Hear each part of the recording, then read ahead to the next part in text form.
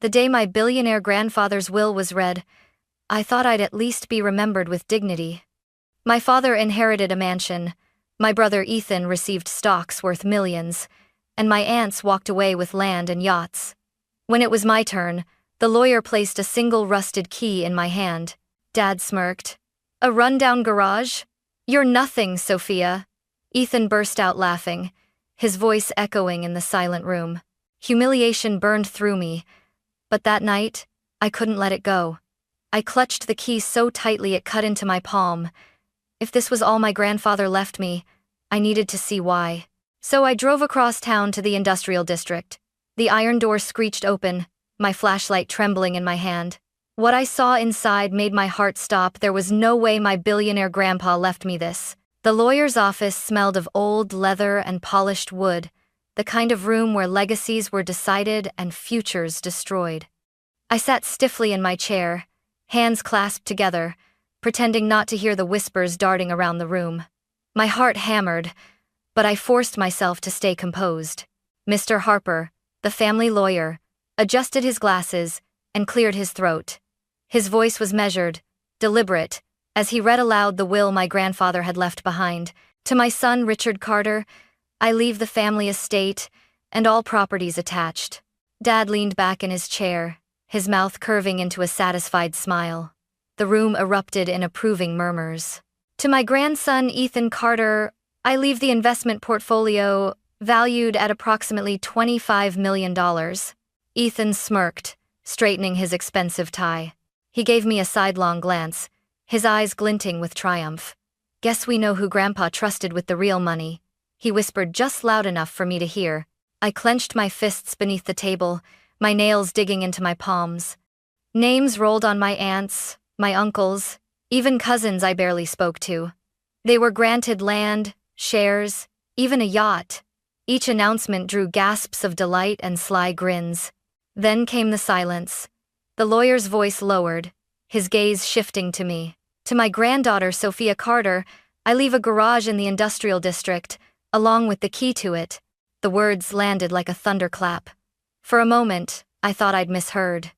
My throat tightened, heat rising up my neck as the room fell into an awkward hush. Then Dad broke the silence. He leaned forward, his smile razor-sharp. "A garage? That's fitting." His chuckle grew into a laugh, bitter and loud. "Even your grandfather knew you'd never amount to anything, Sophia." Ethan doubled over, cackling. "Maybe it's filled with old tires and broken tools. Perfect for you, sis." My face burned as the laughter stabbed through me, each sound a reminder of how little they thought of me. "Enough. My mother," Linda whispered sharply, placing her hand over mine. Her eyes shimmered with sympathy. "Don't let them get to you. Your grandfather never did anything without a reason." But Dad only shook his head, sneering. "A reason? He gave away fortunes and left her a junk heap. That's not a reason, it's an insult." The others murmured in agreement, hiding their smirks behind polite hands. I wanted to scream, to slam my fists on the table and demand an explanation. But the key sat in my hand, heavy and rusted, flaking red dust into my palm. The humiliation was suffocating. As the meeting adjourned, Ethan slapped me on the back. "Don't worry, Sophia. Maybe you can live in your garage.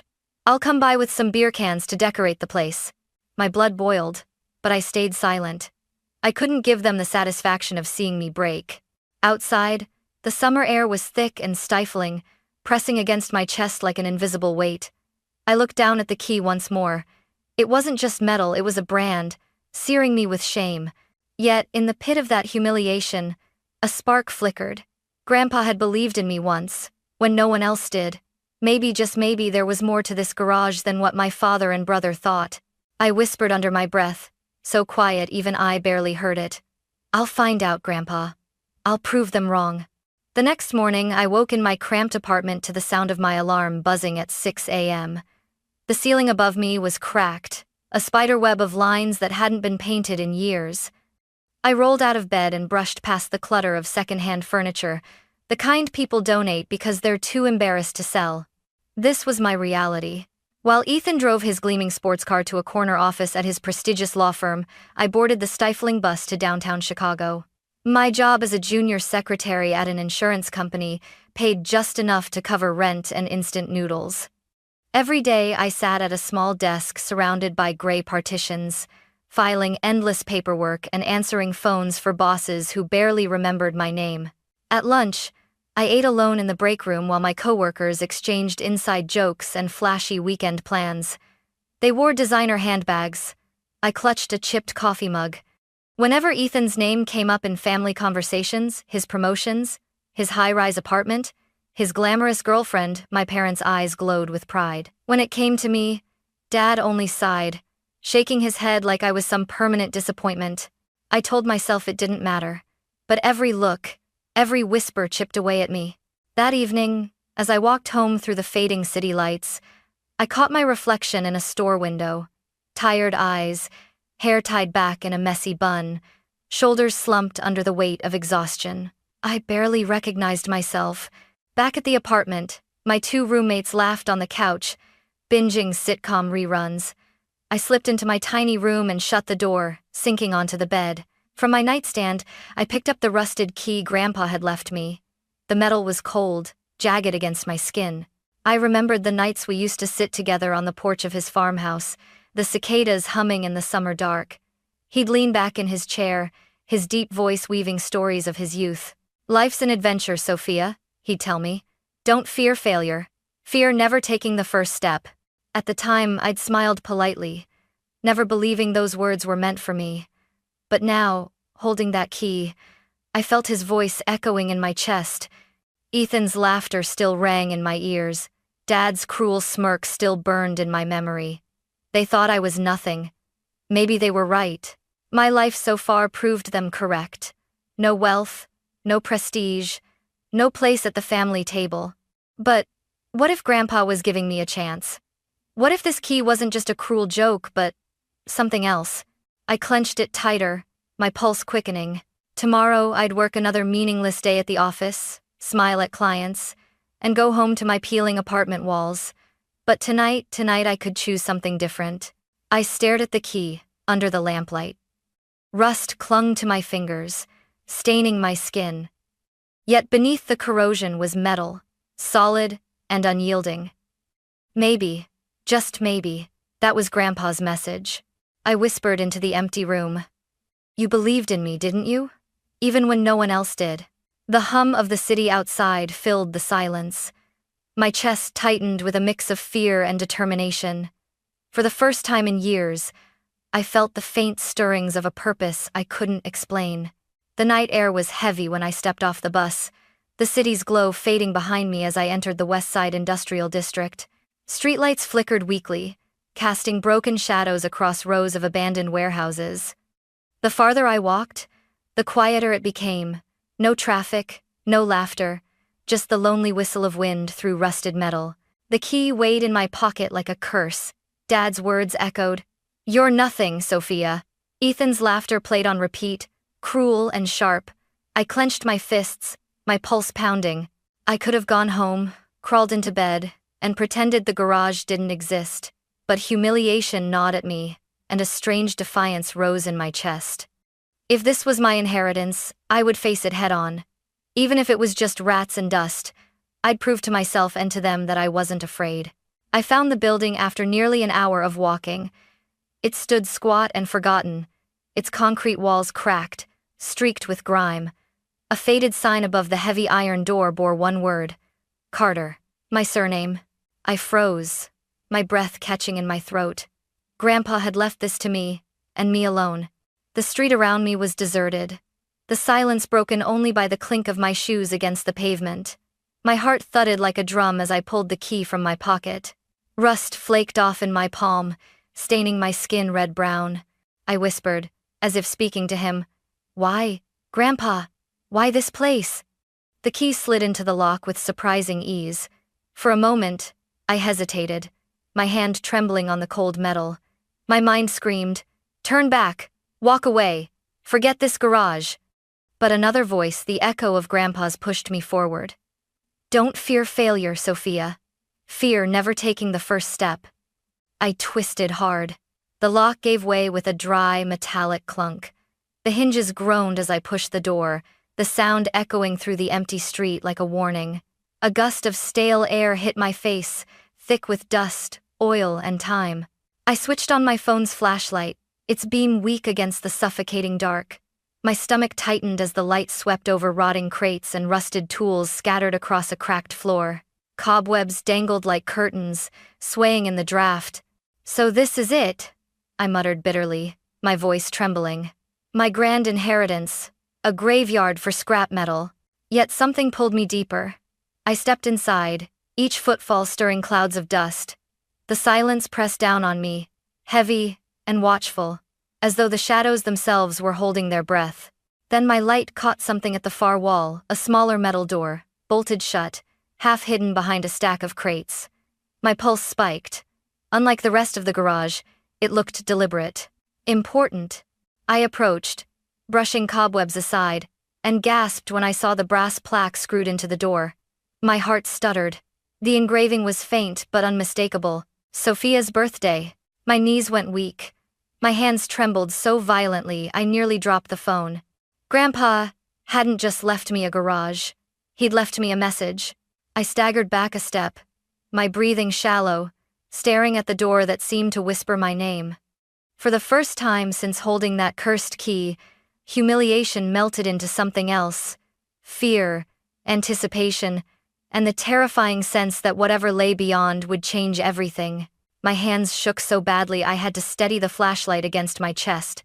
The brass plaque gleamed under the thin beam, its letters spelling out my own birthday. Grandpa had left this here for me, no one else. I swallowed hard, wiping my sweaty palms on my jeans, and reached for the lock. It was a combination dial, old and stiff with rust. My heart pounded as I turned the numbers month, day, year, each click loud in the silence. For a second, nothing happened. Then came a soft, deliberate click. The lock released. I froze, staring at it, my breath caught in my throat. My hand hovered over the bolt. Should I open it? What if it was a cruel joke, rats, mold, or nothing at all? But then Grandpa's voice seemed to echo inside me. Don't fear failure, Sophia. Fear never taking the first step. I pulled the bolt. The small door creaked open, revealing a narrow staircase descending into darkness. A wave of cold, damp air rushed up, smelling of earth and metal. My flashlight beam wavered as I pointed it down the steps. Every instinct screamed at me to run, but my feet moved anyway. One step, then another. The iron door clanged shut behind me, sealing me in the shadows. The deeper I went, the colder it grew, until goosebumps prickled across my skin. My breath fogged in the stale air. The stairs ended in a pitch-black basement. I swept the flashlight across the space and froze. The light caught something stacked neatly on iron shelves, row after row glimmering with a dull yellow glow. My heart stuttered. I blinked, unable to believe it. Gold. Dozens. No. Hundreds of solid bars of gold lined the racks, stacked in perfect order. Their surfaces caught the beam and shimmered as if mocking me with their brilliance. My knees buckled. I stumbled forward, reaching out with trembling fingers. The moment I touched one, its cold weight nearly dragged my hand down. I gasped, my pulse roaring in my ears. This can't be real. But it was. Everywhere I turned, gold surrounded me. Not dusty junk, not a forgotten garage. A hidden vault worth more than anything I'd ever dreamed of. I staggered to the center of the basement where a small iron table stood. On it lay a single envelope, sealed with red wax. My name was scrawled across the front in Grandpa's shaky handwriting. For Sophia. My throat closed. Tears stung my eyes as I snatched it up, my fingers trembling so hard I nearly dropped it. I broke the seal and unfolded the letter inside. Dear Sophia, if you are reading this, you have found the vault. What you see is not a gift to keep for yourself. It is a challenge. This gold belongs to those who need it more than you. Your task is to deliver it to the 5 addresses listed on the racks. Everything you need is prepared. I am sorry for placing this burden on you, but I believe you are the only one who can fulfill it. Be strong, Sophia. I have always believed in you. Grandpa, the letter slipped from my fingers, fluttering to the floor. Not mine. Not a reward. A burden. I sank onto the cold concrete, clutching my head. My whole body shook. For years I'd been mocked as worthless, left behind by my family. Now, I had in front of me the power to silence them all, to live the life I'd only dreamed of. Mansions, respect, freedom, everything I'd ever wanted shimmered on those shelves, and Grandpa was asking me to give it all away. I pressed my forehead to my knees, my tears dampening the dusty fabric of my jeans. I didn't know whether to laugh, scream, or cry. The vault seemed to close in on me, its silent glow demanding an answer. "Why, Grandpa?" I whispered into the still air. "Why me?" No reply came. Only the echo of my own voice bouncing back from the concrete walls. But one phrase lingered, written in his shaky hand, cutting deeper than all the rest. "I believe in you." I closed my eyes, the gold's brilliance searing my thoughts. For the first time in my life, I had something powerful in my hands, but it was also the heaviest burden I'd ever known. The envelope lay crumpled beside me, its words still carved into my mind like fire. "This gold is not yours to keep. Deliver it. I believe in you."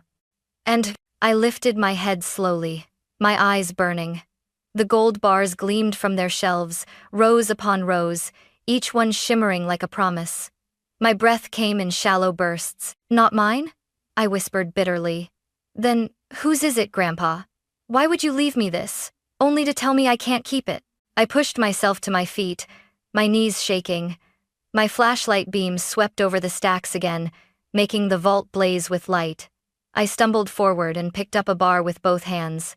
It was heavier than I expected, its cold surface biting into my palms. I held it up to my face, my heart racing. "One bar," I muttered, my voice trembling. "Just one. Who would ever know?" Images crashed into my mind, me striding into a dealership, tossing down cash for a gleaming red sports car. Me walking into Ethan's law office, designer heels clicking against marble floors, watching his arrogant smirk fall away. Me handing Dad the title deed to a mansion bigger than his, forcing him to choke on his contempt. I squeezed the bar tighter, my nails scraping against the metal. My chest rose and fell rapidly. For the first time in my life, I could be more than nothing. But then, unbidden, another image came.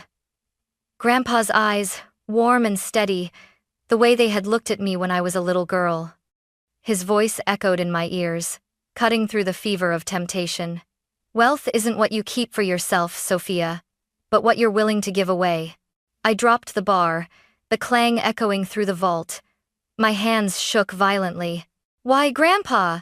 I shouted into the emptiness, my voice cracking. "Why me? Do you know what it's like to be laughed at every day, to be treated like garbage by your own family? You had everything, and you leave me this choice?" Tears blurred my vision. I grabbed another bar, hugging it to my chest like a lifeline. Its weight was crushing, yet intoxicating. I could run. Right now.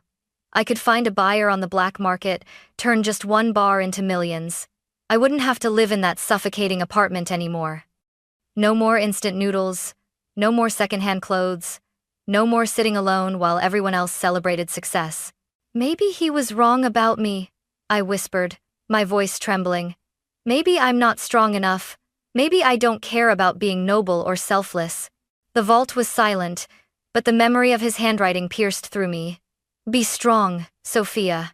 I believe in you." I pressed my back against the cold wall, sliding down until I sat on the floor again, clutching the bar. My mind spun in circles, tugged violently between desire and duty. Every time I imagined holding on to the gold, I felt a wave of relief, a vision of freedom. But every time I thought of Grandpa's voice, guilt seared me like a blade. I buried my face in my hands, my tears soaking my palms. "I don't know what to do," I whispered, broken. Minutes passed. Maybe hours. The air was freezing, the weight of the vault pressing down on me until I could hardly breathe. Finally, with trembling hands, I set the bar back on the shelf. The sound of metal clinking against metal was final, like a lock snapping shut. I wiped my face with my sleeve, my chest aching. "If this is what you wanted, Grandpa, I'll try. But God help me, I don't know if I can." I stood, unsteady but determined, staring at the envelope once more. The list of addresses scribbled inside seemed to glow with their own gravity. 5 destinations. 5 burdens. I clenched the paper in my fist. The temptation still burned like fire in my veins, but beneath it, faint and fragile, a spark of something else flickered. Hope. The paper in my hand felt heavier than the gold itself. 5 addresses, scrawled in Grandpa's shaky handwriting. 5 places that would decide whether I honored him or betrayed him. I packed 1 crate into the back of a borrowed truck, my heart pounding so loudly it drowned out the city's noises. Every time I looked in the rearview mirror, I expected flashing red and blue lights, or a dark car tailing me. The thought of being stopped by police chilled me. What could I say? Yes, officer, I'm just transporting millions in unmarked gold bars. The first address led me north, into the Adirondack Mountains. The drive took 3 long days. Each stop for gas felt like a death sentence. I locked the truck, but my eyes darted constantly to the trunk. When strangers lingered too close, I broke out in sweat. By the time I reached the small cabin tucked deep in the pines, my nerves were frayed. Snow crunched beneath my boots as I dragged the heavy crate up the creaking porch. I knocked, and the door opened to reveal an old man with sharp eyes clouded by age. "Henry?" I asked, my breath fogging in the icy air. He nodded slowly, gripping his cane. "William's granddaughter." His voice cracked, weighted with memory. I pushed the crate inside, my arms trembling from the effort. When Henry saw the gold, his expression didn't change to greed, but sorrow. He ran his weathered hand across the bars like they were relics, not treasure. "During the war," he whispered, his eyes glistening, "your grandfather saved our entire platoon. He took a bullet, and never once called himself a hero, but to us, he was everything." Tears pricked my eyes as Henry gripped my hand. "You have his eyes, Sophia.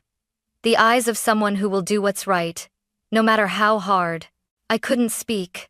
I just nodded, my throat tight, before stepping back into the cold. The second address was a world away. Boston. I ditched the truck, terrified of drawing attention, and chose the train. The gold was wrapped in thick cloth, disguised as cargo.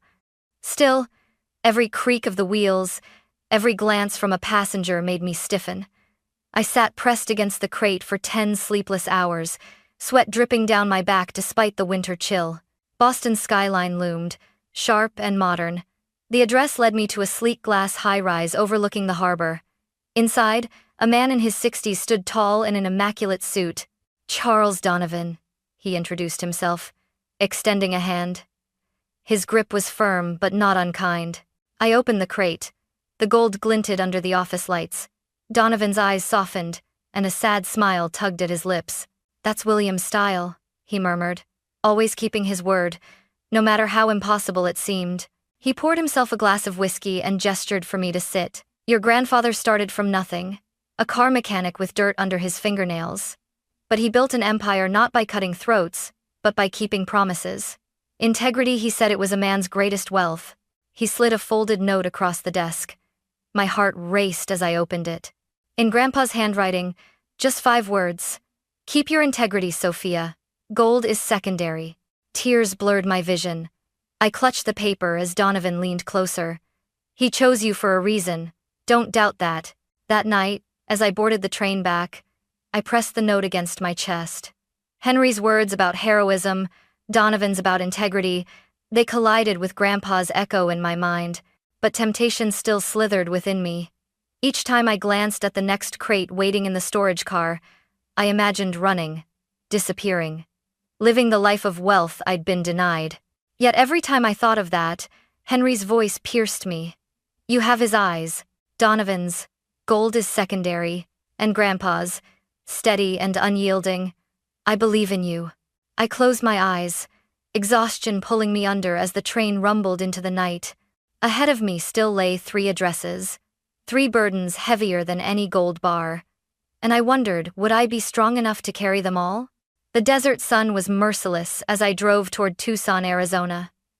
The truck rattled along the empty highway, its engine groaning under the weight of the last few crates.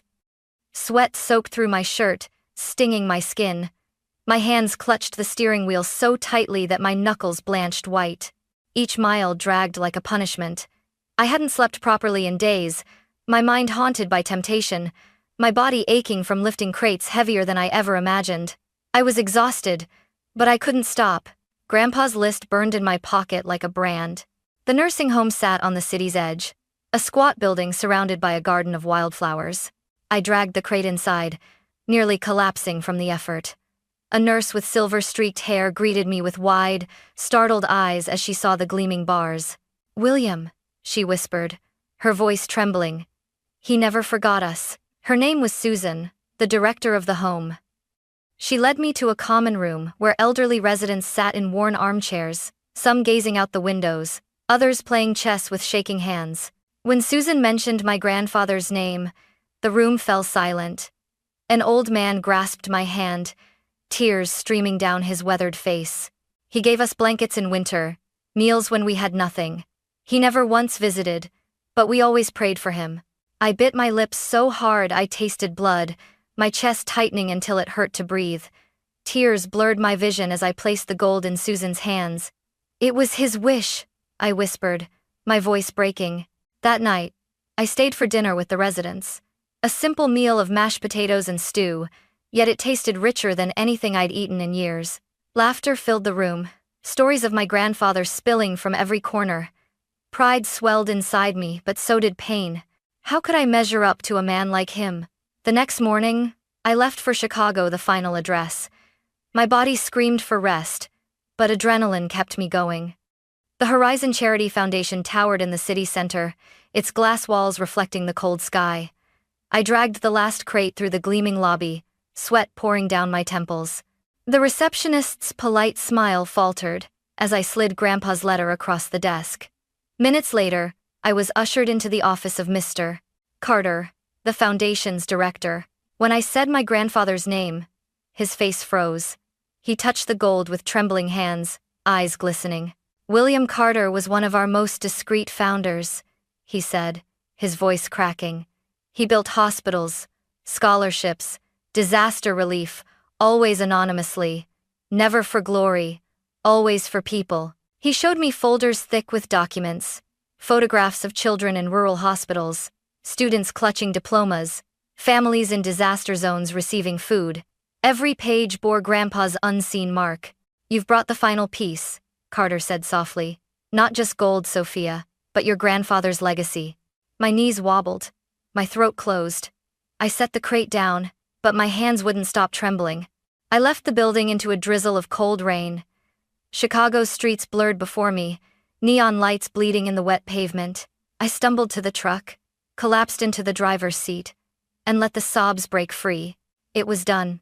All the gold was gone, every last bar, and yet I felt hollow.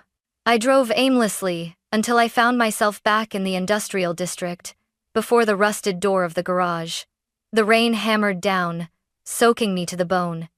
I pushed the door open and descended into the empty basement. The shelves that once gleamed with fortune now stood barren, shadows stretching like skeletal fingers. I sank to the floor, hugging my knees, rocking like a child.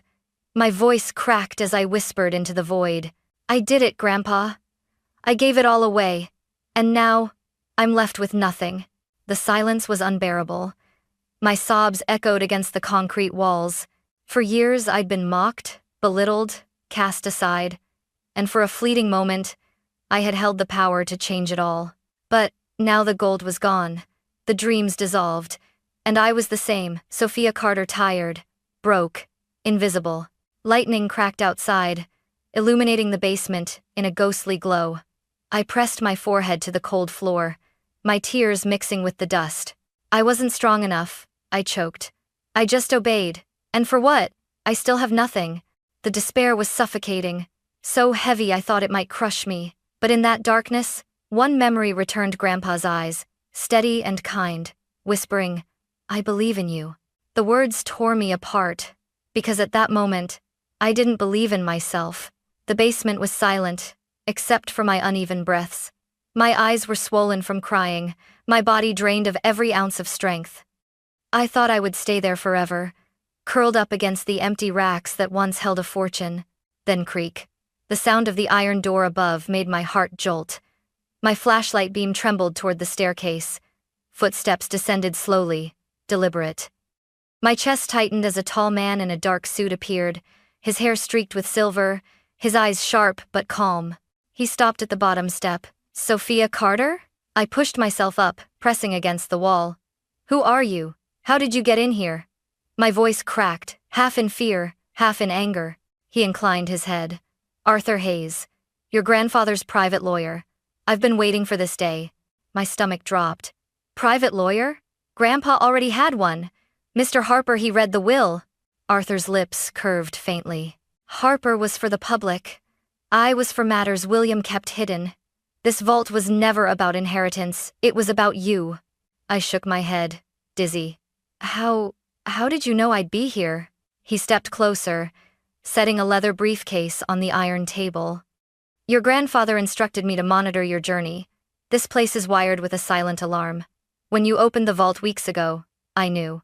And when the last gold left these shelves, I knew you'd return." The room spun. My legs felt weak.